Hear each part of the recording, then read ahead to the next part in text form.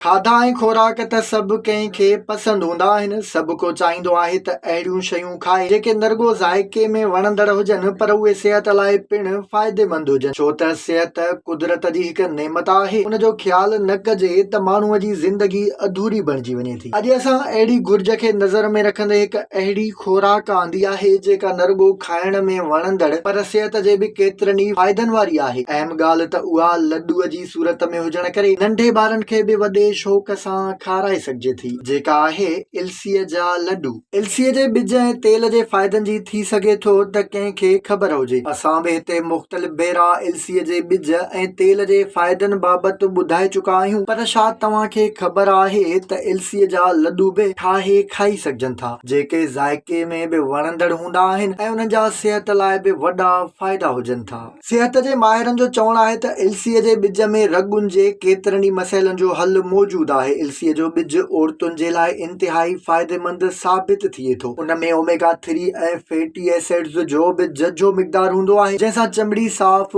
खूबसूरत ऐं पुरकशिश, जॾहिं त वार मज़बूत ऐं चमकंदड़ बणजनि था। इल्सीअ जो इस्तेमालु खंघि, नज़ले ज़ुकाम, बलगम, जोड़नि जे सूर, कैंसर खां तहफ़ुज़, थोल, गुर्दे जी पथरी, बवासीर, औरताणी मसइलनि, दिलि जी बीमारियुनि, थकावट ऐं सुस्ती वग़ैरह लाइ इंतिहाई फ़ाइदेमंद हूंदो आहे। अॼु असां तव्हांखे ॿुधाईंदासीं त कहिड़ीअ रीति इल्सीअ जा लड्डू ठाहे इहे सभु जो सभु फ़ाइदा माणे सघजनि था। इल्सीअ जा लड्डू ठाहिण लाइ 1/2 किलो कणिक जो ॾारो, 1/2 किलो इल्सी, 3 पाव असुली गिहु, 100 ग्राम खौर, 3 पाव मिश्री, 100 ग्राम 4 मगज़, 100 ग्राम बादाम, 100 ग्राम पिस्ता, 10-15 दाणा नंढा फोटा ऐं ज़रदे जो रंग खणो। एतिरियूं शयूं ॿुधी तव्हांखे हिननि जे फ़ाइदनि जो अंदाज़ो थी वियो हूंदो। हाणे तव्हांखे ॿुधायूं था त इहे लड्डू ठाहिजनि कीअं। सभ खां पहिरियां खौर खे फ्राई कयो, पोइ कणिक जे ॾारे ऐं इल्सीअ खे अलॻि अलॻि करे हल्की बाहि ते भुनियो। इहो ख़्यालु रखो त उहे सड़ी न वञनि। हाणे ॿिन्हीअ खे गॾाए ग्राइंडर में पीहे वठो या कुटे सन्हो कयो। हाणे हिन सफ़ूफ खे देगड़ीअ में विझी गिह में भुनियो, पोइ हुन में खौर जो चूरो शामिल कयो। उन खां पोइ मिश्रीअ जी चास ठाहे उन में 4 मगज़,